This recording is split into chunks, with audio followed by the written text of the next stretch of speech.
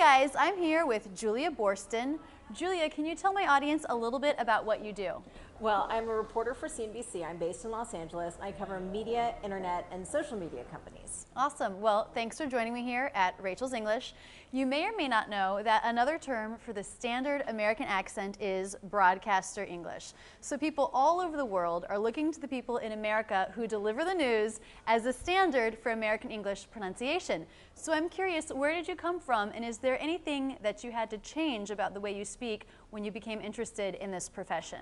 Well, I grew up in Los Angeles, and growing up, my mom was from Seattle. She was an English teacher before I was born, and my dad was from Chicago, and both of them were determined that I was not going to sound like an LA Valley girl. Okay. So my whole life, they were obsessed with this idea that I enunciate and I pronounce things properly and fully, and I not use the word like.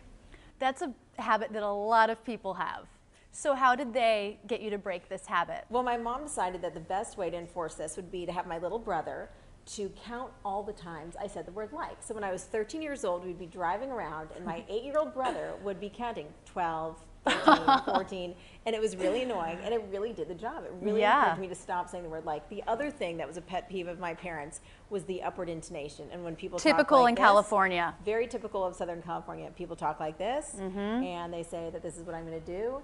And it makes everything sound like you're asking a question, and it makes you sound really unsure of yourself. Right, so the voice goes up in pitch at the end, and it makes it sound like you're asking a yes/no question. Even if you're not asking a question, you always sound unsure of yourself. Right, it's a good point. So my parents really encouraged me to not adopt that habit, and I'm really glad they did, because it has helped. So when you're preparing a text to read on camera, do you have any tips or tricks? What do you do? How much time do you take with the text? Well, you like to take a lot of time if it's possible. Every once in a while, you have to just grab a script and go with it. Yeah. But I like to take a little bit of time to read through it at least once, usually twice, and read through with a pen. And I try to circle the words that are most important in each sentence and just really try to think of what's the idea I'm communicating here. And every once in a while, you'll find yourself emphasizing a random word that's not really what the sentence is about. Right. So to just figure out what the key thing is. That's a great tip.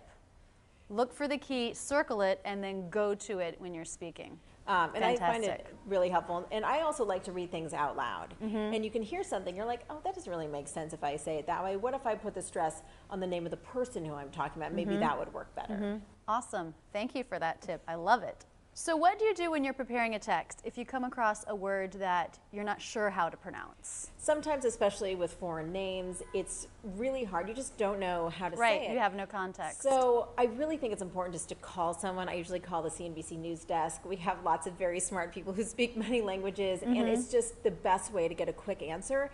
And you can look something up online, and you'll see the phonetic explanation of how to pronounce a name. But it's just different. You just have to hear it in your ear. So I always try to go for that solution. And for my non-native speakers out there, as you know, a lot of online dictionaries have a little icon of a speaker that you can press to hear a native speaker saying the words. So if the phonetics don't make sense to you, that's a great option for actually hearing it so that you can then repeat it back. I didn't realize that. I'll need to check that out. So are there any words that are particularly hard for you to pronounce in American English? I don't think that I have any funny words, but my husband thinks that I pronounce the word experiment funny, and he thinks I always say it experiment. Experiment, Experiment instead of experiment. Right, so you're sort of mixing spearmint gum with experiment. But think about it, experimenting is so exciting and refreshing. It's it is like experiment. It is like experiment. I'm very, very conscious of that.